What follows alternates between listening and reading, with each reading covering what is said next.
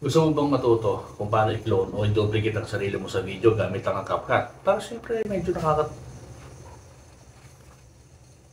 syempre medyo naman nakakatuwang panoorin. Tara, tutulungan kita.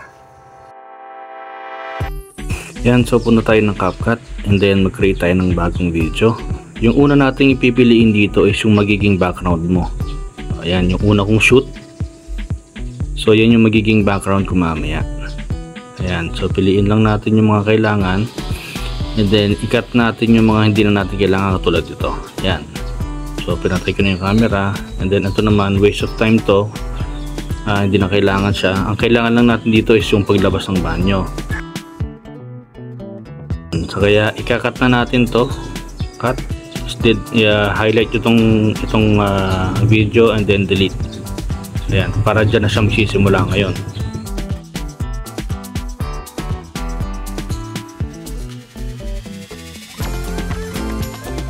Tansyahin lang natin, i-set lang natin yung paglabas ng kagat niya. So di-delete natin ulit 'yon. So ayan na, lalabas na siya diyan. Yung duplicate natin sa likod.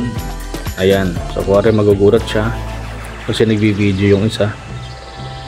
Ayan, akit siyang kuwari, excuse me, ganyan. I-delete natin yung wala na siya sa camera kasi syempre makikita yan. So hindi na kailangan yan. Ang kailangan lang natin is yung dumaan siya. So cut natin siya and then delete natin. Ayan. Okay na yan.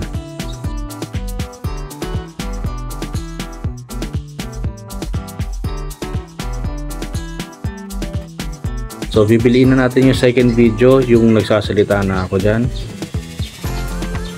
Ang gagawin lang natin dito guys is i-highlight nyo yung pangalawang video, yung overlay.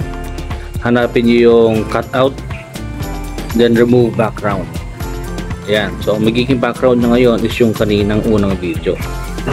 So, ganyan lang kasimple ang pag-duplicate or pag-clone natin sa CapCut. O ayan, so i-turn nyo na lang yung speed nya, yung color nya, yung contrast para mag-match dun sa isang video. Ngayon katulad nyan, nawala na kagad yung kamay ko na dapat meron pa kasi tatakpan ko yung camera, diba? Ayusin niyo naman yan using cutout and then customize removal.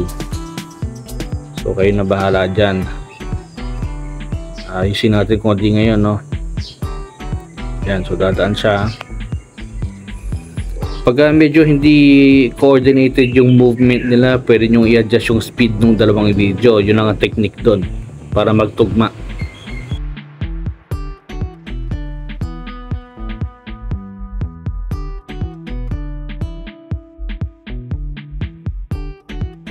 So ito yung customize cutout or customize removal.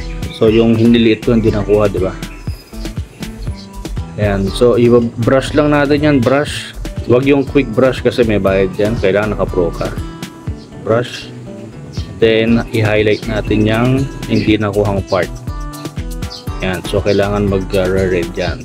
Kung ano yung naka-red, yan yung mga may iwan sa video. Ayan, and then i-check natin. Ayan, okay, nabuo na siya. Ayan, ganun lang yan guys. O ito, panoorin natin yung end result natin. Gusto mo bang matuto kung paano i-clone o i-duplicate ang sarili mo sa video gamit ang CapCut? Pero syempre medyo naman nakakatuwang panoorin. Tara, tutulungan na. Kung may natutunan sa video na to, paki-subscribe na ang channel ko para mas makagawa pa ako ng mas maraming content na kagaya nito para makatulong tayo sa ibang content creators. Libre lang naman ang subscription kaya huwag ka madamot. Yun lang sa ngayon at see you next time.